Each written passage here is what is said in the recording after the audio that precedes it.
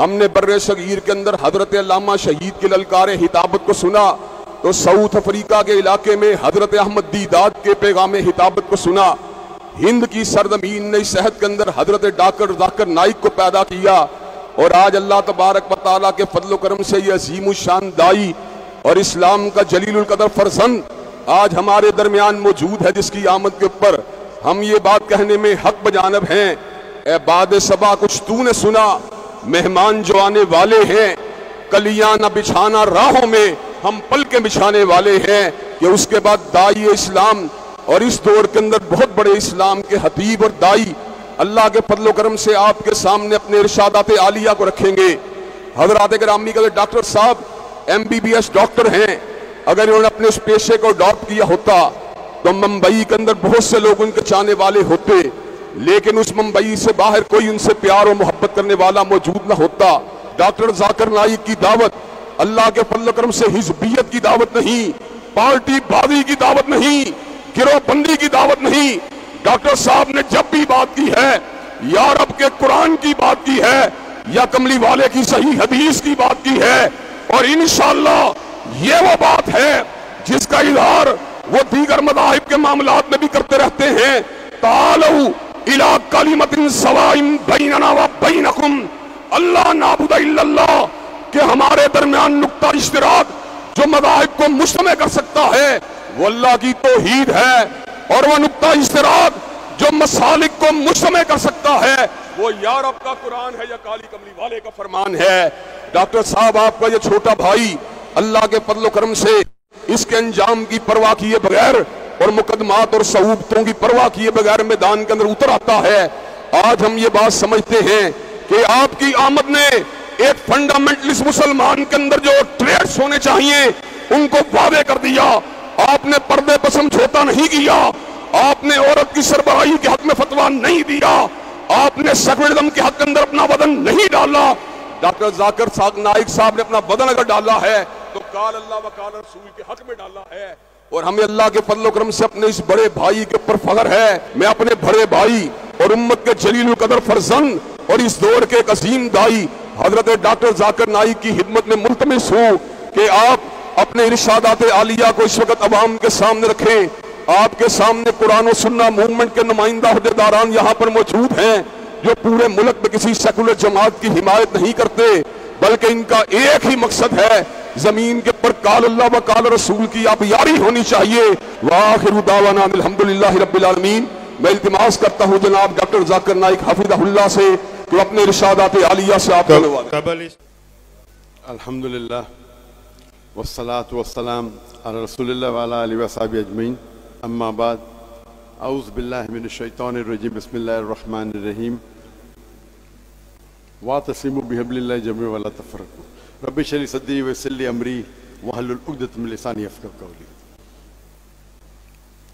मेरे मोहतरम मशाइख़, मेरे मोहतरम बुज़ुर्गों और मेरे अजीज़ भाइयों, अस्सलामु अलैकुम व रहमतुल्लाहि व बरकातुहू।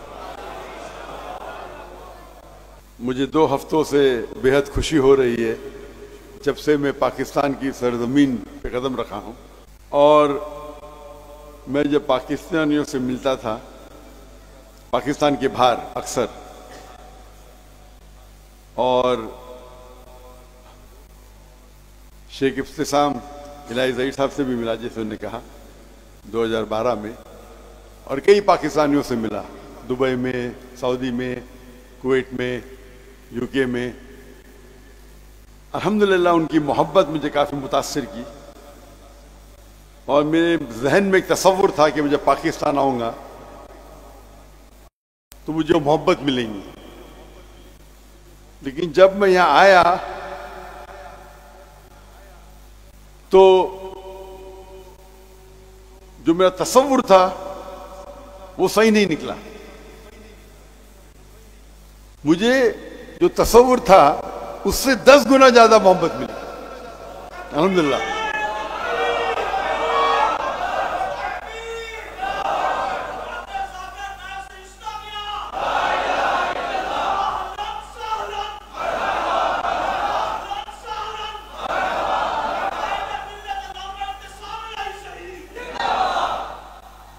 और जो मैंने देखा कराची में और लाहौर में, हम जब एयरपोर्ट से निकले तो मरकज़ अहले हदीस गए, उसके बाद रावलपिंडी तबलीग जमात के वहाँ गए, मौलाना तारी जमील के वहाँ गए, आज हम डॉक्टर इसरा अहमद की तंजीम में गए, जामिया अशरफिया गए और अब यहाँ आ रहे हैं और बीच में लेक व्यू की मस्जिद गए। और जो मोहब्बत देखा, जो अक्सर हिंदुस्तान और पाकिस्तान में ऐसा नहीं होता कि दिगर ऑर्गेनाइजेशन के, दिगर मसलक के सब लोग मोहब्बत करते हैं। अगर मेरे घर वाले मेरी तारीफ किए तो क्या बड़ी बात, जब बाहर वाले तारीफ की ये बड़ी बात। तो वो जो चीज मैं देखा कराची में और लाहौर में, अगर मैं तौहीद की बात कर रहा हूं तौहीद वालों के बीच, तो क्या बड़ी बात, 19-20 का फर्क। जब तौहीद की बात कर रहा हूं तौहीद नहीं मानने वालों और वो माने, ये हाज़ा मिन फज़ल रब्बी। और ये मैंने एहसास किया अल्लाह के फजल से हिंदुस्तान में, क्योंकि मेरे वालिद जो कोकनी थे वो शाफी थे, लेकिन उनका शौक था कि जितने मसलक है उनके उलमा के साथ मिलजुल के रहे। तो मेरे घर पे कई किस्म के उलमा आते थे, शाफी, हनफी, मुजाहिदुल कासमी साहब, मौलाना अली मियां नदवी, मौलाना मुख्तार नदवी जो अहले हदीस के अमीर है, नदवा के अमीर है। तो मेरा उठना बैठना था, पहले बच्चा था, मैं छोटा था तो कम मिल हासिल करता था। फिर अल्हम्दुलिल्लाह फिर मैं सऊदी गया, बड़े बड़े उलमा से मुलाकात की, शेख अब्दुल अजीज शरीफी, शेख साद नासिर शेतरी, शेख मोहम्मद साले मुनज्जिद, कई उलमा, शेख सऊद शुरेम। तो जब मैं पढ़ाई की, डॉक्टर जिनने जामे कामिल लिखी, जो हिंदू थे और अल्लाह ने उन्हें हिदायत दी, बाद में वो मदीना यूनिवर्सिटी के डीन बने, डॉक्टर ज़िया रहमान आज़मी, वो हदीस में मेरे सबसे पहले उस्ताद थे। जब मैं ऊंचे लोग से मिलता था, मैं समझता था कि वो असल में दीन की दावत देते थे, अल्लाह की तरफ और अल्लाह के रसूल की तरफ, अपने तरफ कभी नहीं, ना अपने हिस्ब की तरफ, ना अपने ऑर्गेनाइजेशन की तरफ। और ये सब लोग इतने मशहूर थे। कौन उन्हें मशहूर करता था? अल्लाह। हम क्या समझते अक्सर इंसान, मैं मेरी तरफ दावत दूंगा तो फेमस होगा, ये हमारी गलत फहमी है। शायद कुछ वक्त के लिए हो सकते, लेकिन अगर आप अल्लाह और अल्लाह के रसूल की तरफ दावत देंगे तो अल्लाह और अल्लाह लोगों के दिल में आपकी मोहब्बत डालेंगे। और ये जो मोहब्बत है वो आप इसको कमा ही नहीं सकते। मेरी मिसाल लो, मैं तो हकलाता था बचपन में, अगर कोई मुझे पूछता था तुम्हारा नाम क्या, मैं कहता दा जाकिर। मैं ख्वाब में ये सोच सकता था कि दुनिया का सबसे बड़ा डॉक्टर बन सकता हूं, लेकिन 25 लोगों के सामने तो बात ही नहीं कर सकता। अहमद दीदा साहब के साथ, अहमद दीदा साहब की वजह से मैं डॉक्टर ऑफ बॉडी से डॉक्टर ऑफ सोल बन गया। उनसे मुतासिर होके मैं डॉक्टर बना, सोच के डॉक्टर सबसे बेहतरीन पेशा है। क्यों? बीमारी दूर करना, लोगों की जान बचाना सबसे बेहतरीन पेशा। अच्छा है, उनको मिलने के बाद, जब कुरान मजीद पढ़ने के बाद मुझे उससे बेहतर पेशा मिला। अल्लाह ताला फरमाते सूरह फुसिलत में, सूरह नंबर 41 आयत नंबर 33, वमन अहसनु कौलन मिम्मन दुआ इलल्लाहि व अमिल सालिहन व क़ाल इन्ननी मुस्लिम। वो कौन शख्स सबसे बेहतर है जो अल्लाह की तरफ बुलाता है, अच्छे अमाल करता है और कहता है मैं मुस्लिम हूं। तो हम अगर कोई शख्स अपने आप, अगर मदीना से फारिग है, अपने आप को मदनी कहता है, मुझे कोई इतराज नहीं। अगर देवबंद से फारिग है, अपने आप को देवबंदी कहता है, मुझे कोई इतराज नहीं। नदवा से फारिग है, नदवी कहता है, कोई इतराज नहीं। लक़ब के लिए कोई इतराज नहीं। लेकिन दीन की जब बात आती है तो क़ाल इन्ननी मिनल मुस्लिमीन, ये आयत, ये जो लफ्ज कौला इन्ननी मुस्लिमीन कुरान मजीद में कई जगह आता है। ये वमन अहसन कौलम में आता है, सूरह फुसिलत सूरह नंबर 41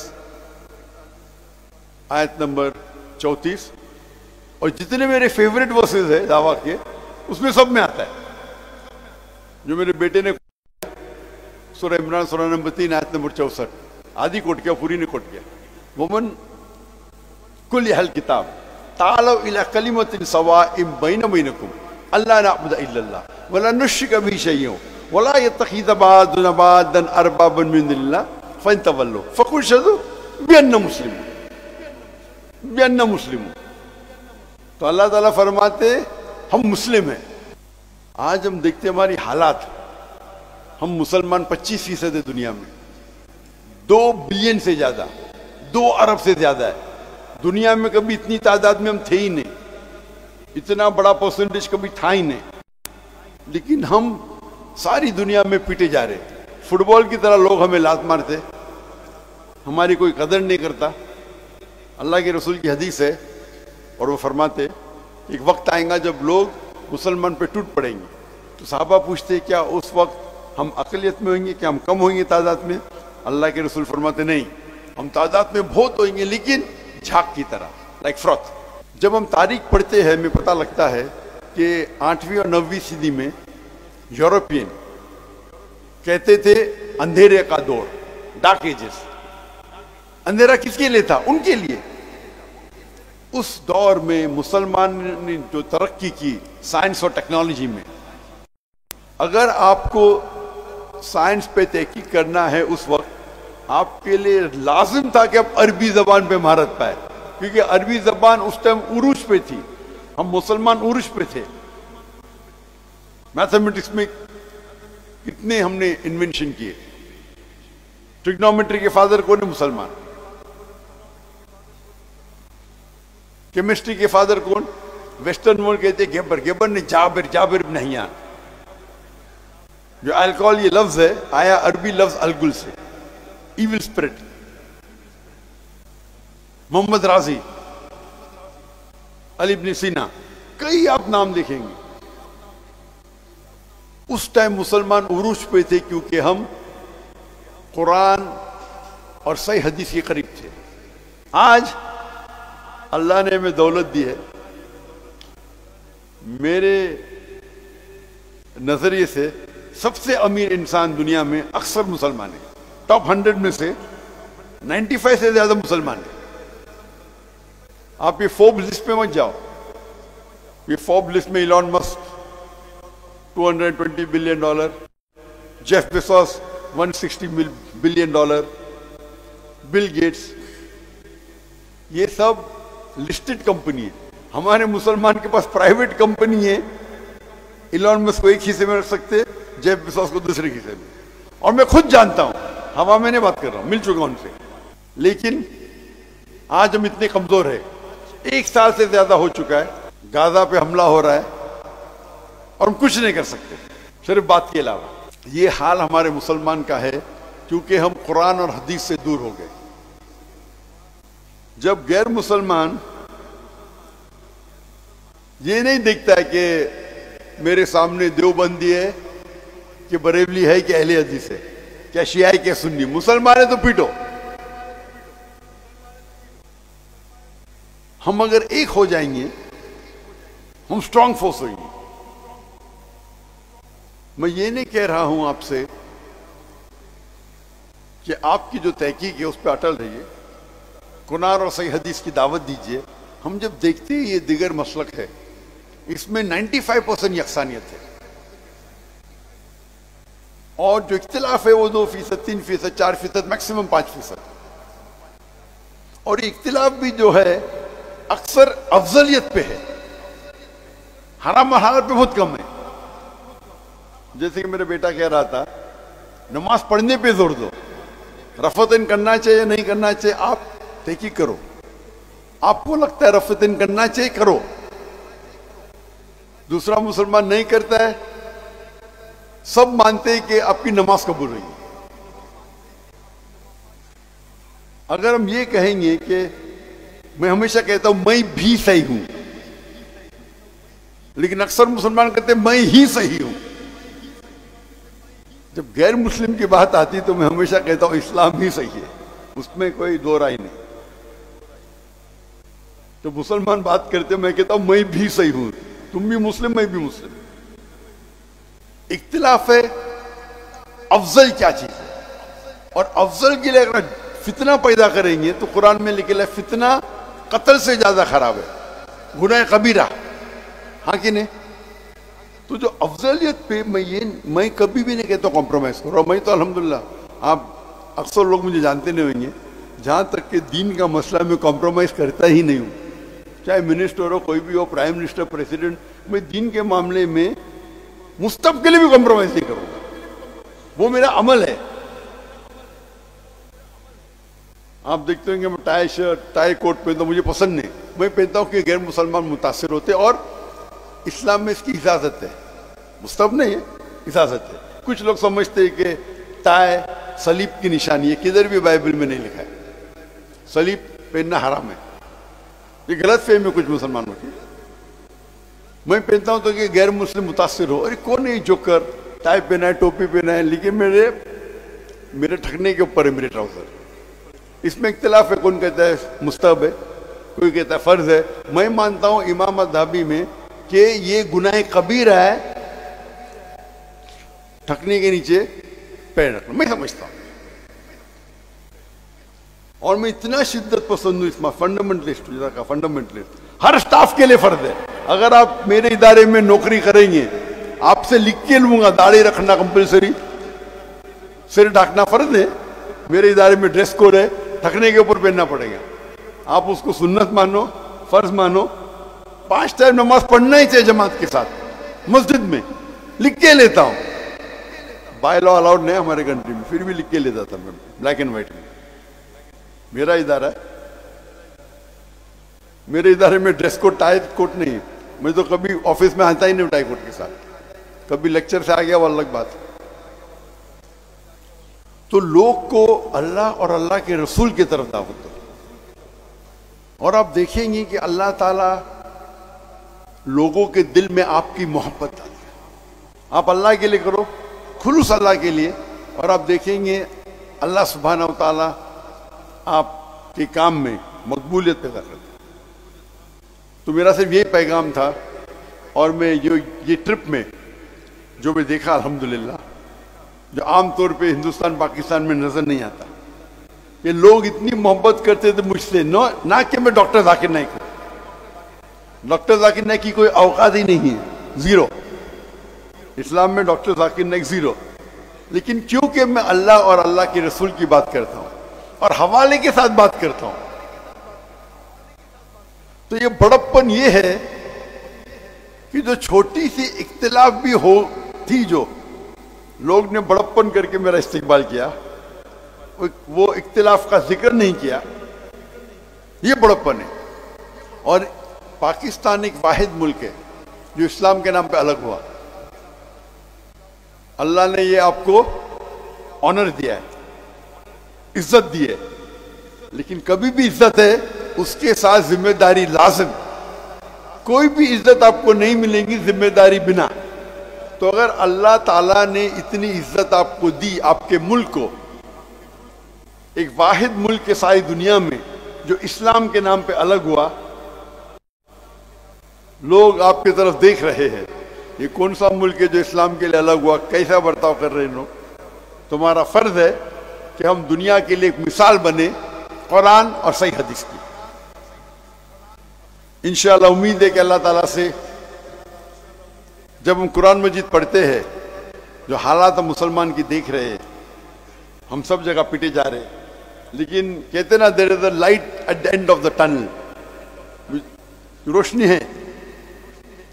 अल्लाह ताला कुरान मजीद में 3 जगह फरमाते हैं, सूरह तौबा सूरह नंबर 9 आयत नंबर 33, सूरह फतह सूरह नंबर 48 आयत नंबर 28, और सूरह सफ सूरह नंबर 61 आयत नंबर 9। वमन फरमाते कि हुवल्लज़ी अरसल रसूलहु बिल हुदा वद्दीनुल हक लियुज़हिरहु अला दीनि कुल्लिही, कि अल्लाह ने अपने आखिरी पैगंबर मोहम्मद सल्लल्लाहु अलैहि वसल्लम को भेजा दीनुल हक के साथ, ताकि वो सारे दिगर मज़ाहिब पे गालिब हो, चाहे वो जुडाइज्म हो, क्रिश्चियनिज्म हो, हिंदुइज्म हो, सेक्युलरिज्म हो, एथियज्म हो, इस्लाम सारे पे गालिब होगा। और दो जगह लिखा है वक़फ़ा बिल्लाहि शहीदा, एक जगह वक़फ़ा बिल्लाहि शहीदा कि अल्लाह शहादत के लिए काफ़ी है, और दो जगह लिखा है वलो करिहल मुश्रिकून कि कितना भी मुशरिक न चाहे तो। और सही हदीस में आता है कि अल्लाह के रसूल फरमाते हैं कि इंशाअल्लाह आखिरत के पहले 60 साल तक मुसलमान दुनिया पे रूल करेंगे कुरान और हदीस के मुताबिक।